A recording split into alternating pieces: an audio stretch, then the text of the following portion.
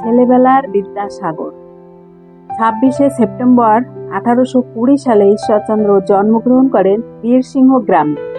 ঈশ্বরচন্দ্রের বাবা ছিলেন ঠাকুরদাস বন্দ্যোপাধ্যায় এবং মাতার নাম ভগবতী দেবী। ছোটবেলা থেকে ঈশ্বরচন্দ্র পড়াশোনায় খুব মেধাবী ছিলেন।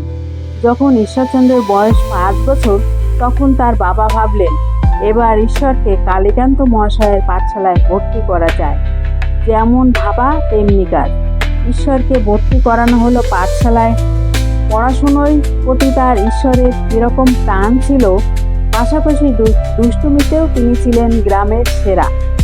একদিন পাঠশালায় যাবার পথে ওইখানে কে যেন কাপড় রোদে দিয়েছে, আর ওই লাঠি দিয়ে কাপড়ে ময়লা লাগিয়ে দিল। তারপর আবার কিছু দূর এগিয়ে দেখলো একটা পেয়ারা বাগান। কত পেয়ারা হয়েছে, যাই এখানে তো কেউ নেই, কয়েকটা পেয়ারা ছিঁড়ে খাই। এইভাবে তার দুষ্টুমির সীমা ছিল না। একবার ঈশ্বরচন্দ্র জব ক্ষেতের পাশ দিয়ে পাঠশালা থেকে বাড়ি ফিরছিলেন। কি সুন্দর কাঁচা কাঁচা জবের শীষ, কিছুটা খেয়ে দেখি তো কেমন লাগে। এই বলে সে কিছুটা জবের শীষ মুখে দিয়ে চিবোতে থাকলো এবং দুর্ভাগ্যবশত সেই কাঁচা জবের শীষ তার গলায় আটকে যায়। বাড়ি ফিরে গিয়ে সেই কথা জানায় তার ঠাকুরমাকে। বলিহারি যায় এই ছেলের, দুষ্টুমির কোনো শেষ নাই, সারাদিন একটা না একটা ঘটনা ঘটাতেই গেছে।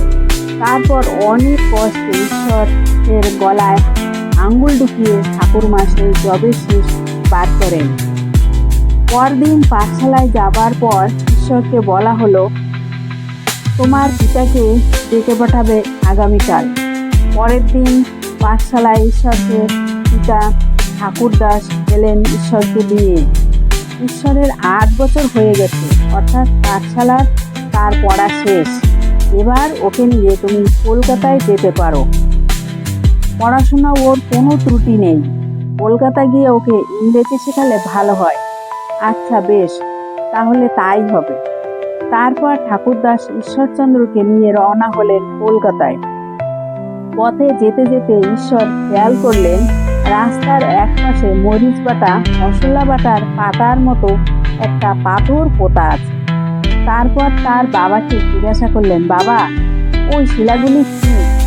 তার বাবা বললেন, মাইলস্টোন। মাইলস্টোন কি আবার বাবা? মাইলস্টোন ইংরেজি শব্দ। 1 মাইল হলো আমাদের 8 ক্রোশ এর সমান, আর মাইল হলো 8 ক্রোশের সমান, আর স্টোন হলো পাথর। কলকাতা থেকে ঠিক 1 মাইল অন্তর এই পাথর পোতা আছে। প্রত্যেক পাথরে লেখা আছে কলকাতা থেকে ওখান পর্যন্ত কত মাইল। কলকাতা থেকে 1 মাইল দূরে যে পাথরখানা পোতা আছে তাতে লেখা আছে 1, আর দেখো এখানে লেখা আছে 19। কলকাতা থেকে এখান পর্যন্ত 19 মাইল। হাঁটতে হাঁটতে এখন হলো কি 9.5 ক্রোশ। ঈশ্বর এগিয়ে গিয়ে পাথরে হাত দিয়ে বাবাকে জিজ্ঞাসা করলেন, ইংরেজিতে কি এটা 1 আর 9 বাবা? হ্যাঁ। হাঁটতে হাঁটতে আর একটা মাইলস্টোনের কাছে এসে থামলো। সেটিতে লেখা ছিল 10 মাইল। 10 মাইল মানে 5 ক্রোশ। ঈশ্বর বলল, বাবা আমি ইংরেজি অঙ্ক শিখে নিয়েছি। বাবা আমি 1 থেকে 10 পর্যন্ত শিখে নিয়েছি। রাস্তার পাশে মাইলস্টোন দেখে আমি অঙ্ক শিখে ফেলেছি ঈশ্বর। তারপর কলকাতা গিয়ে ঈশ্বরচন্দ্র ভর্তি হলেন সংস্কৃত কলেজে।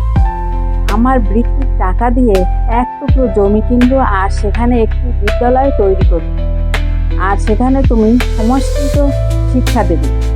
অন্যদিকে সংস্কৃত প্রবীণ অধ্যাপক শম্ভুচন্দ্র বাচস্পতি মহাশয়।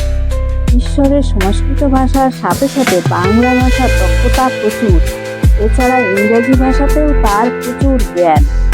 ঈশ্বরচন্দ্রের এই প্রতিভাকে একটা উপাধি দেওয়া দরকার, এবং তারপর ঈশ্বরচন্দ্রের প্রতিভার যোগ্য এবং জ্ঞানের পরিচয় দেওয়ার জন্য অতি সহজেই তাকে বিদ্যাসাগর উপাধিতে ভূষিত করা হলো। সংস্কৃত কলেজের গণ্ডি পার করে বিদ্যাসাগর গ্রামে এসে সংস্কৃত শিক্ষা দিতে থাকলেন। পাঠশালায় গ্রামের পণ্ডিতরা সকলে অবাক হয়ে গেল ঈশ্বরের মুখে সংস্কৃত শুনে। একদিন বিদ্যাসাগর লক্ষ্য করলেন, গ্রামের পাঠশালা তো বেশিরভাগ ছেলেরা পড়াশুনো করতে আসছে, মেয়েরা কেন শিক্ষা লাভ করছে না? এছাড়া সমাজে নারী শিক্ষার কোনো প্রচলন নেই। পুরুষতান্ত্রিক সমাজের এই প্রথা অবশ্যই ভাঙা উচিত। মেয়েরা লেখাপড়া না শিখলে সমাজ কখনোই উন্নত হবে না। আর তারপর ঈশ্বরচন্দ্র বিদ্যাসাগর বিভিন্ন জেলায় নারী শিক্ষার জন্য তৈরি করলেন বিদ্যালয়। ইতিমধ্যে গ্রামে ফিরে বিবাহ সেরে ফেলেছেন ঈশ্বর। বিদ্যাসাগরের দাম্পত্য জীবনের কলহ। স্ত্রী বলল, বিবাহের 15 বছর অতিক্রম হতে চলল, এখনো একটা সন্তান লাভ করতে পারলাম না। এই সমাজ যে আমাকে বন্দা বলেই মেনে নিয়েছে। সমাজের সকল কথাকেই কি গুরুত্ব দিতে হবে? তার কোনো অর্থ নেই। কারও কথা কানে নেবার কোনো প্রয়োজন নেই। জীবনটা আমাদের। কিন্তু আমি যে সত্যি ব্যর্থ। একদিন ঠিক এমন সময় তার একজন সহকারী উপদেশ দিলেন, ঈশ্বর, তুই আর একটা বিয়ে কর। 15 বছর অতিক্রম হলো, আর একটি বিবাহ করলেই যে সন্তান লাভ হবে তার কি কোনো আশা আছে? তবে অবশেষে বিবাহের 16 বছর পরে তাদের সন্তান জন্ম লাভ করে এবং ভবিষ্যতে 5টি সন্তান হয় তাদের। ঈশ্বর পাঠশালা থেকে বাড়ি ফেরার পথে ঈশ্বরচন্দ্র লক্ষ্য করলেন, কেউ বলছে, বৌমা, তুমি একদম আমার অন্ন স্পর্শ করবে না। তুমি যে বিধবা সে কথা ভুলে গেছো? আমার ছেলেটাকে তো খেয়েছো। এখন এই বেশ